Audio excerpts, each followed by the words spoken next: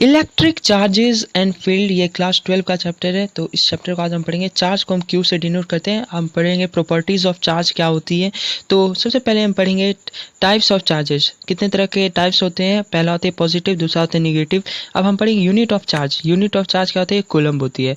Charge जो होती है वो एक क्वांटिज होती है। इसका मतलब एक बॉडी की जो चार्ज होती है उसके इंटीग्रल मल्टीपल्स ऑफ चार्ज की इलेक्ट्रॉन होती है। इसका मतलब Q is equal to n denote करते हैं, जहाँ एन जो होती है वो इंटीजर होती है।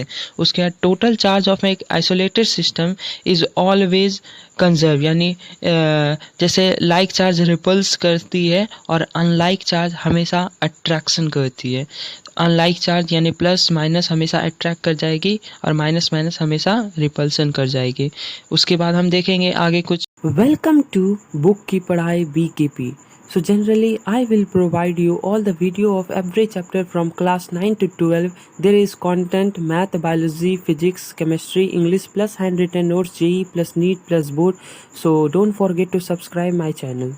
कुछ इम्पोर्टेंट जो कि बहुत एग्जाम में आते हैं। मेथड ऑफ चार्जिंग, पहला है charging by friction, charging by conduction, charging by induction, thermionic excretion, photo electric effect, field emission.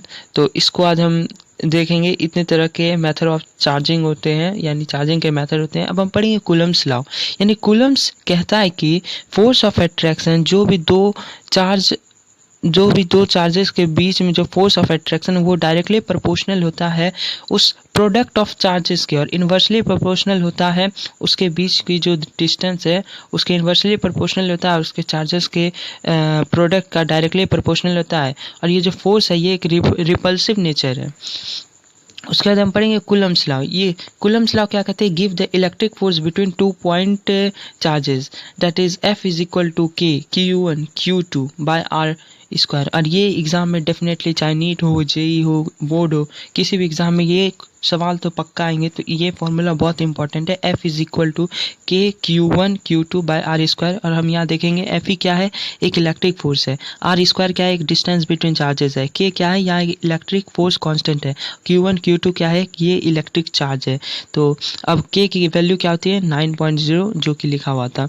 उसके बाद इन दोनों के बीच की जो हम देखेंगे कुछ, जैसे F, ये जो है Q1 Q2, R बीच में लिखा है। तो F इलेक्ट्रोस्टैटिक्स जो होती है वो डायरेक्टली प्रोपोर्शनल होती है Q1 Q2, और F इलेक्ट्रोस्टैटिक इन्वर्सली प्रोपोर्शनल होती है 1/R स्क्वायर। तो फॉर्मूला बनती है K Q1 Q2 by R square. अब हम यहाँ देखें K की जो वैल्यू होती है वो 1/4 पाई E0 होती है, जिसकी वैल्यू होती है 9 × 10⁻⁹ और E0 को हम परमिटिव ऑफ फ्री स्पेस कहते हैं। फॉर अदर मीडियम के लिए K इज इक्वल टू होती है 1/4 पाई E, और ER होते हैं E/E0, उसके हम परमिटिव ऑफ मीडियम कहते हैं।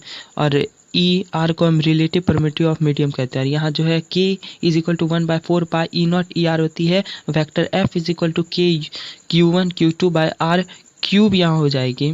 तो इसी तरह हम